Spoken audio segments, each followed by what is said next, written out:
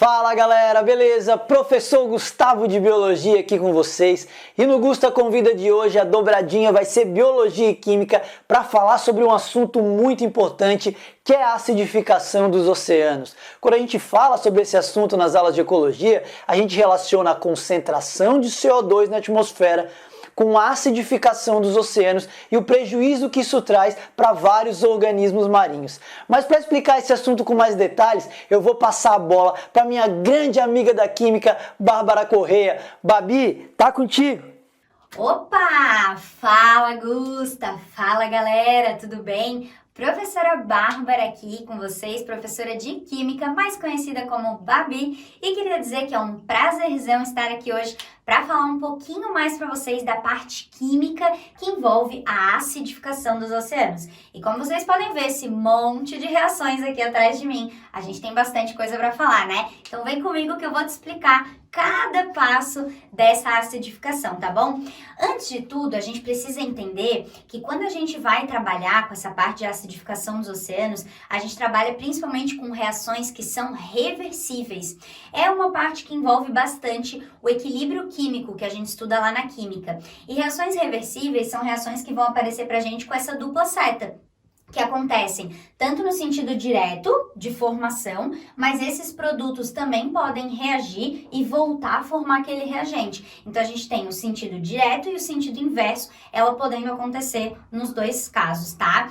E essas reações são extremamente importantes, o nosso corpo tá cheio de reações acontecendo em equilíbrio químico, inclusive, tá? Eu vou falar pra vocês que várias dessas reações que a gente vê aqui, ó, também acontecem no nosso corpo. E a galera aí que vai para medicina, vai para fisioterapia respiratória, tudo isso são profissões que estudam esses equilíbrios químicos também, tá? Mas bom, antes de tudo, a gente precisa relembrar algumas coisinhas. Uma delas é de um ácido que a gente vê lá na química inorgânica, que é o ácido carbônico, o H2CO3.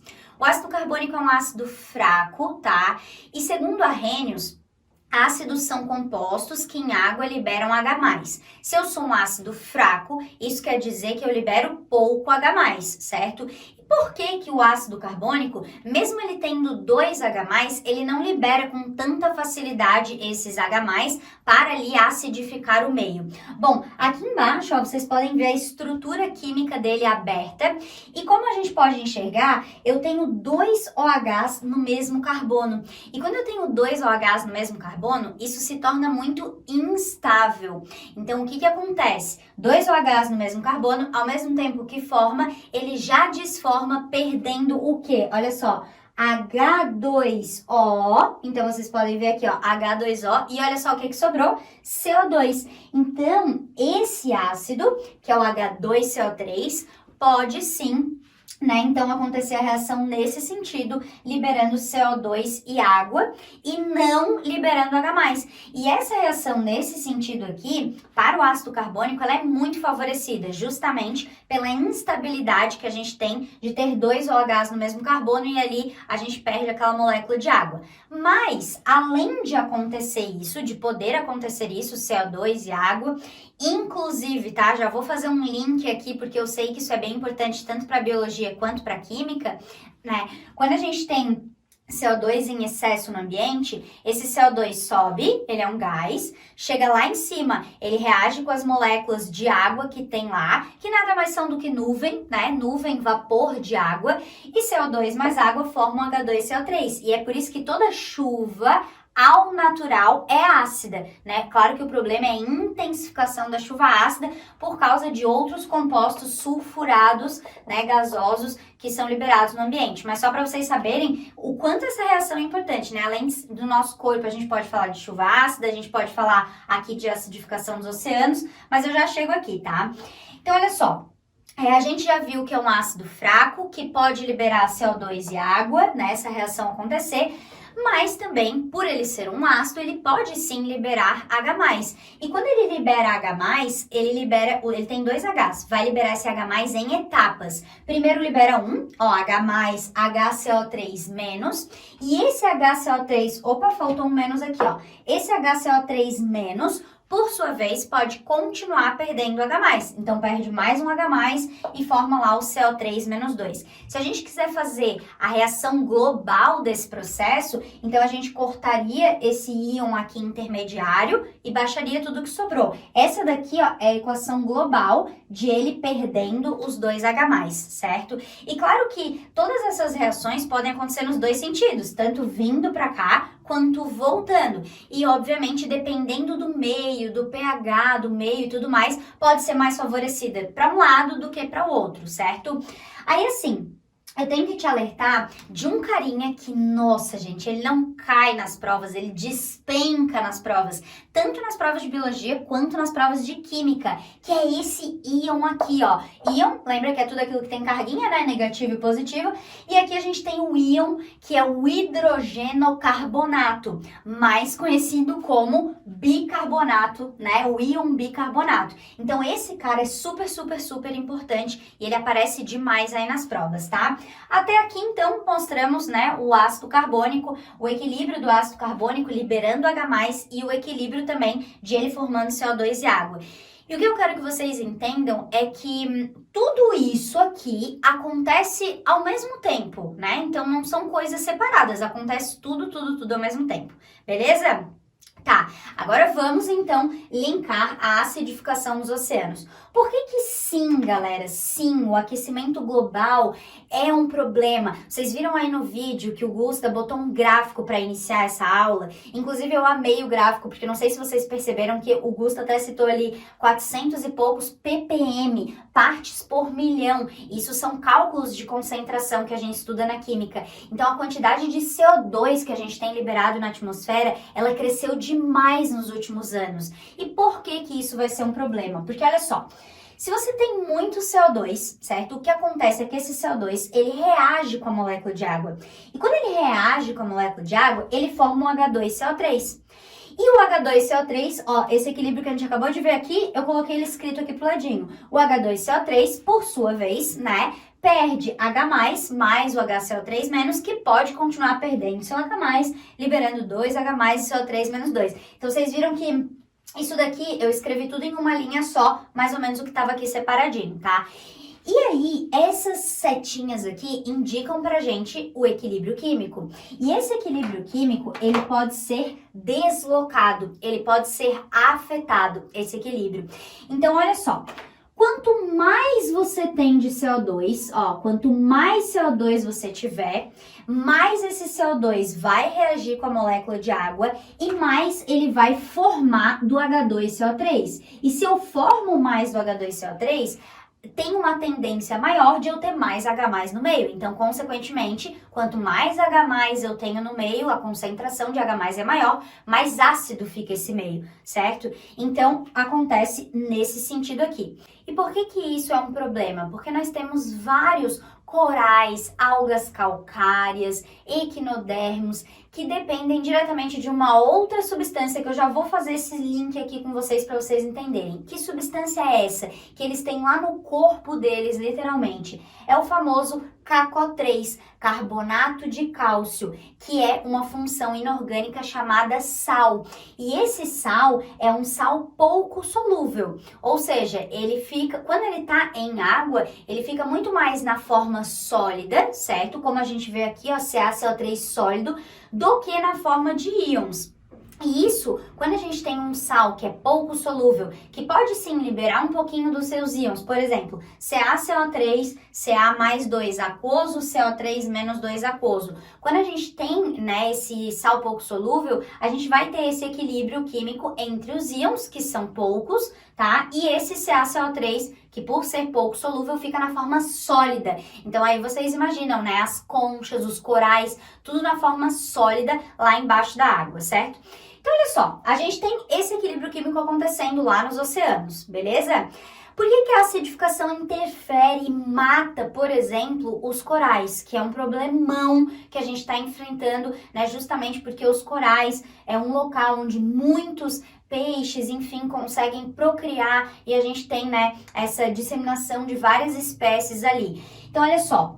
aqui a gente tem esse equilíbrio. Aí, liberamos muito CO2, certo? Liberamos muito CO2. Liberando CO2, o equilíbrio químico se desloca todo para aquele sentido. Ou seja, formamos mais H+, formamos 3 daqui, ó.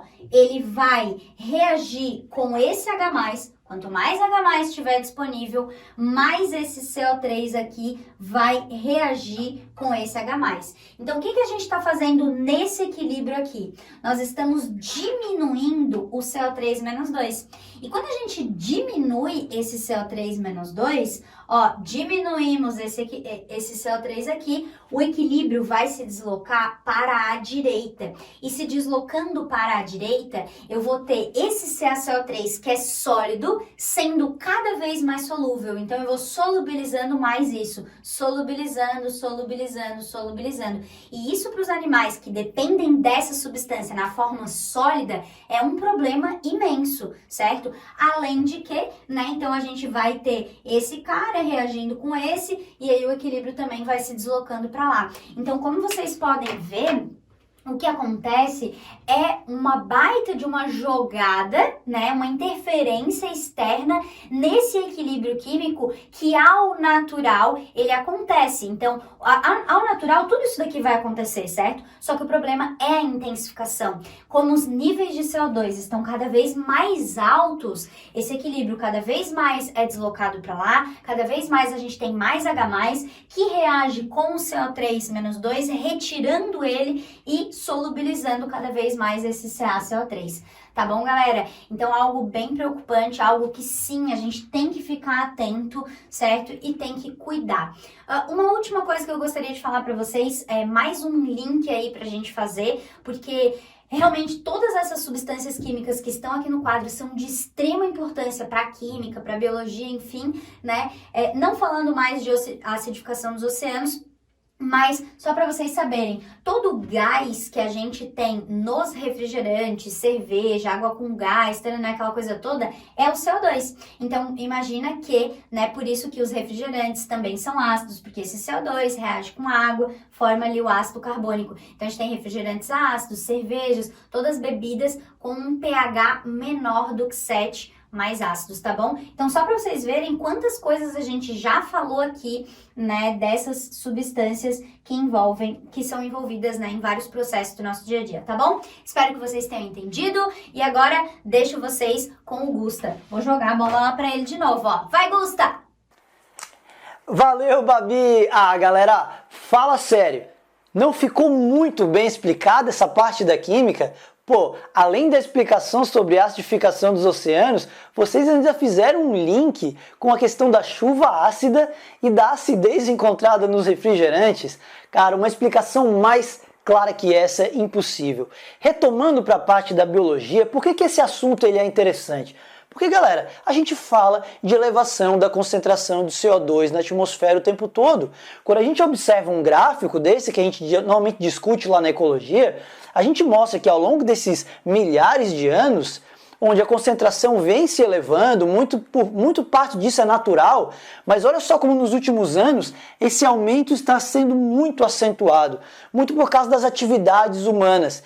E a gente já passou de 400 partes por milhão essa concentração do CO2 na atmosfera.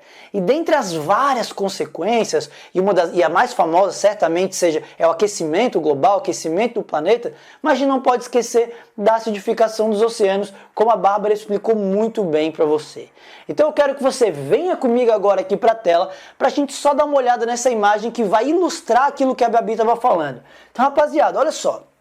As concentrações aqui que a gente tinha lá por redor de 1800, a gente tinha uma concentração mais baixa de CO2 na atmosfera, todas aquelas reações químicas aconteciam, a formação do ácido carbônico, a liberação de hidrogênio e tal. Claro que aquilo afetava um pouco a solubilidade do carbonato de cálcio, mas mesmo assim existia muito da sua forma sólida para que os organismos que dele precisam crescessem de maneira saudável.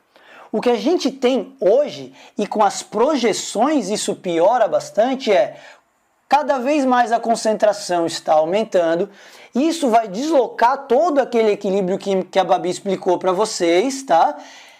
Reduzindo bastante a concentração e a disponibilidade daquele carbonato de cálcio na forma sólida, que é como aqueles organismos precisam. Mas de que organismos esses eu estou falando? Tá? Numa prova de biologia, ela vai perguntar, na verdade, a relação que isso tem com a biologia, com os seres vivos. Não tanto aquelas reações químicas, aquilo é mais a parte da química, mas que foi fundamental você entender o que acontece por trás para saber do problema. Senão fica uma decoreba, senão fica assim, eu sei que o CO2 deixa o oceano mais ácido. Mas por quê? Você saberia explicar isso? Agora eu tenho certeza que você sabe. Mas só para a gente fechar, é sempre importante você lembrar dos exemplos. Quais seres vivos dependem daquele cálcio ali nos oceanos?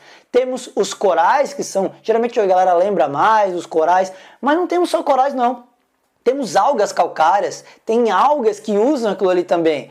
Nos outros animais, nós podemos destacar os moluscos, lembra? A concha dos moluscos vai utilizar.